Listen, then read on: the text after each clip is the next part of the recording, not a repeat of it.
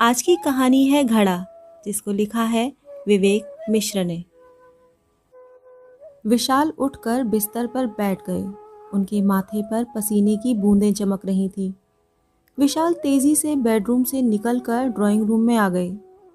शीतल phone पर बात करने में व्यस्त थी।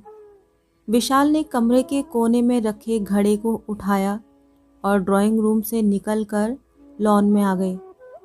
शीतल भी विशाल के पीछे पीछे बाहर आ गई।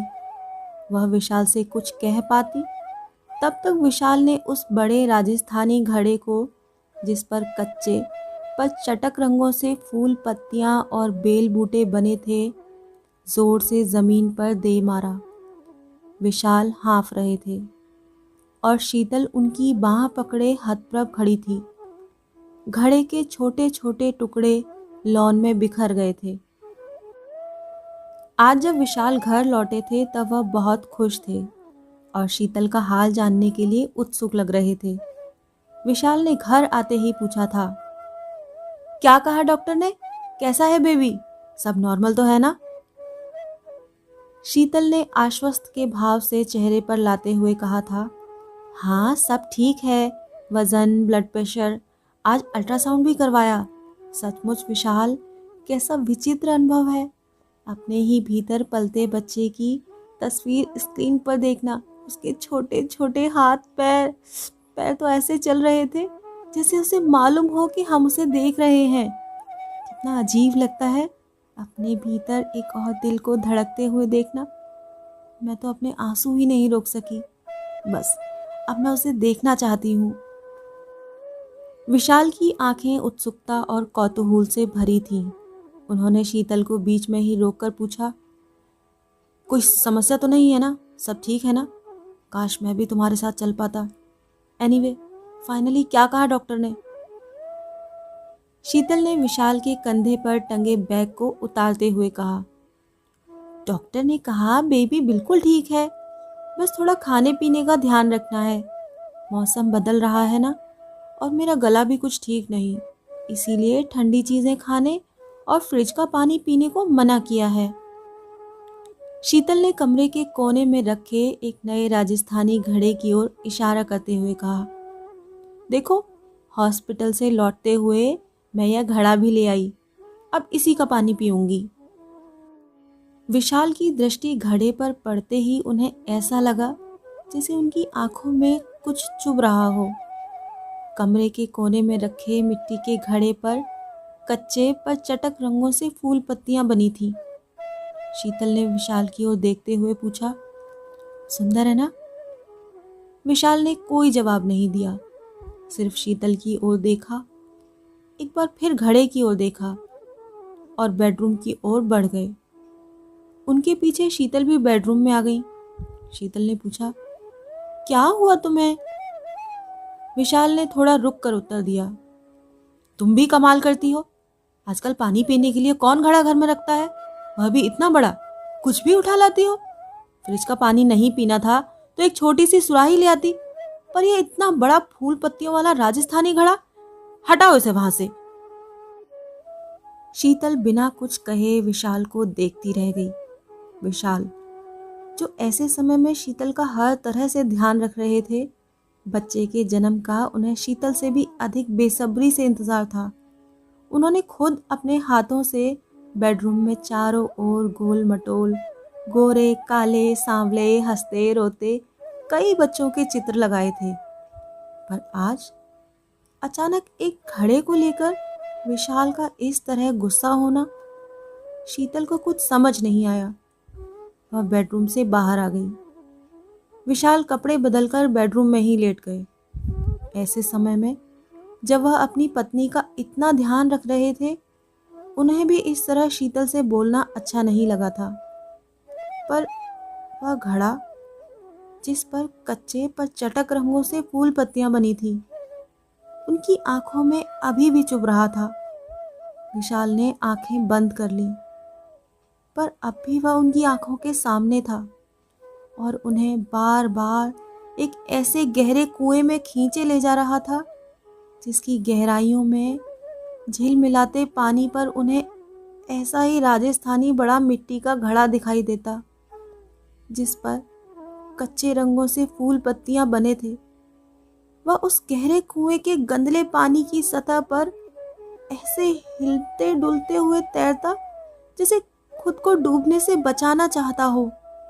पर धीरे धीरे उसमें पानी भरने लगता और उस घड़े से हाँफती, छटपटाती, बुलबुले बनाती हवा बाहर निकलती। घड़ा हार जाता और आखिर में डूब जाता।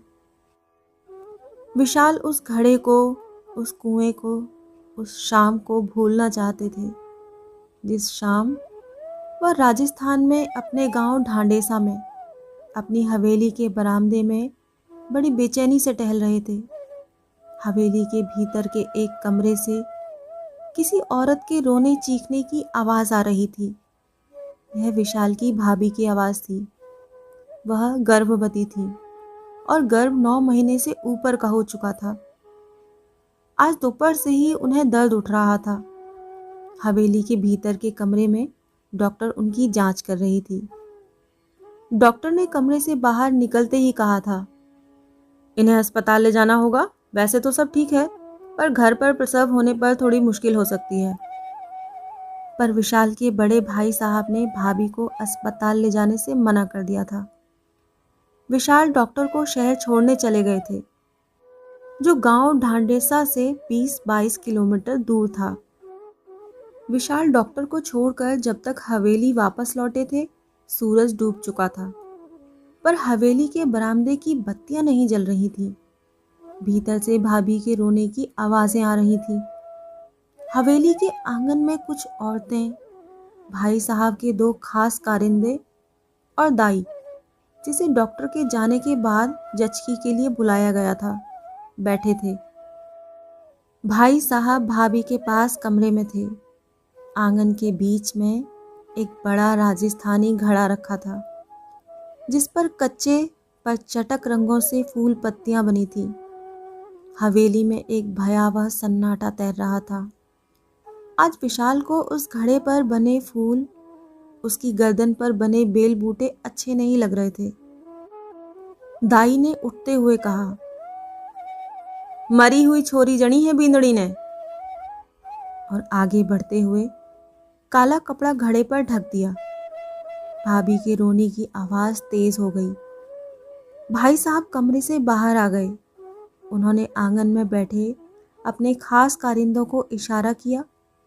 दोनों उठकर घड़े की तरफ बढ़े। तभी घड़ा कांप उठा। मिट्टी का बेजान घड़ा, बेल बूटों और फूल पत्तियों वाला घड़ा। विशाल सोच रहा था कि किसी और ने भी उस घड़े को कांपते हुए देखा है। घड़ा ही हिला था या धरती हिल रही थी। घड़े की ओर बढ़ते हुए दोनों आदमी ठिठक गए। घड़ा फिर हिला और लुढ़क गया। घड़े में भरा सफेद घर का पिसा दरदरा नमक फर्श पर फैल गया। 2 नन्ही नमक में सनी मुट्ठियां घड़े से बाहर निकल आईं। भाभी, जो कमरे के चौखट से टिकी रो रही थीं, उनकी आंखें ऊपर चढ़ गईं। अब उनकी चीखें दहाड़ों में बदलने लगीं। विशाल को लगा जैसे हवेली की दीवारें उनकी दहाड़ों से थर थर कांप रही हैं। वह घड़े से बाहर झांकती नन्ही मुट्ठियों को घड़े से बाहर खींचकर सीने से लगा लेना चाहती थी। वह उन्हें पकड़ने के लिए बढ़ी भी, पर कमरे की चौखट को छोड़ते ही आंगन के फर्श पर मुंह के बल गिर पड़ी। उनकी मुंह से निकली चीख कई विचित्र सी ध्वनियों में टूट गई। वह यदि कुछ साफ साफ बोल पाती तो यही कहती, मार डाला मेरी बच्ची को। लेकिन उस ध्वनि को समेटकर जोड़ा नहीं जा सकता था, क्योंकि अब वह असंख्य टुकड़ों में बंटकर आंगन में तैरती हुई हवेली के बाहर पसरे अंधेरे में विलीन हो गई थी। पर उसके कुछ बारीक रेशे अब भी हवेली की दीवारों से टकराकर उन्हें झंझना रहे थे। फर्श पर फैला नमक आंगन में खड़े लोगों की आंखों में चुभ रहा था। सब अंधे गूंगे बहरे बनकर खड़े थे। अगर कुछ बोल रहा था तो वो थीं दो नन्ही नन्ही नमक में सनी घड़े के मुंह से बाहर झांकती मुट्ठियां। विशाल कांपते पैरों से अपनी आंखें मलते हुए घड़े की ओर बढ़े, पर भाई साहब ने उन्हें बीच में ही रोक दिया। भाई साहब के दोनों खास कारिंदों ने मुट्ठियों को पकड़कर वापस घड़े में ठेल दिया और मुंह पर काला कपड़ा बांध दिया। औरतें भाभी को उठाकर कमरे में ले गईं। भाभी होश में थी या नहीं, कहा नहीं जा सकता। उनके दांत भिजे हुए, आंखें चढ़ी हुई थीं और हाथ पांव एकदम ठंडे पड़ चुके थे। विशाल की आंखों के सामने जैसे अंधेरा छा गया था। अपनी पूरी शक्ति समेटकर वो अपने पैरों पर खड़े रह पाने की कोशिश कर रहे थे। उनके सामने जो कुछ भी घट रहा था वह किसी दुस्वप्न सा धीरे धीरे उनकी आंखों के आगे तिर रहा था। उनके कानों में अभी भी भाभी की चीखें गूंज रही थी। उन्होंने खुद को संभालते हुए सिर को झटका और हवेली के दरवाजे की ओर लपके, जहां से भाई साहब और उनके दो आदमी आंगन के बीचों बीच रखे उस घड़े को उठाकर ले गए थे। वह जब तक हवेली के बाहर पहुंचे, भाई साहब की जीप काला धुआं पीछे छोड़ते हुए हवेली से बाहर निकल चुकी थी।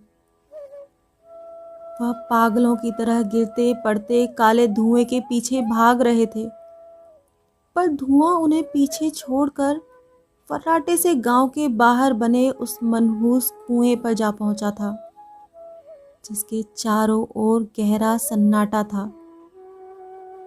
कुएं की मुंडेर पर एक दिया रोशनी देने की नाकाम सी कोशिश कर रहा था। भाई साहब की जीप जिस फर्राटे से कुएं तक पहुंची थी, उसी फर्राटे से वापस हवेली की ओर लौट गई। विशाल कुएं की मुंडेर पर हाथ रखे हाँफ रहे थे। दिए की रोशनी में झिलमिलाते कुएं में पानी के बुलबुले उठ रहे थे। घड़ा डूब चुका था। ये थी आज की कहानी घड़ा बाय विवेक मिश्र। अगर आपके पास कोई कहानी है जिसे आप हम सब के साथ साझा करना चाहते हैं, तो आप उस कहानी का PDF मुझे भेज सकते हैं suhani kahani22@gmail.com पर। मैं उस कहानी को ज़रूर सुनाऊंगी। मिलती हूँ अगली कहानी में। तब तक के लिए विदा।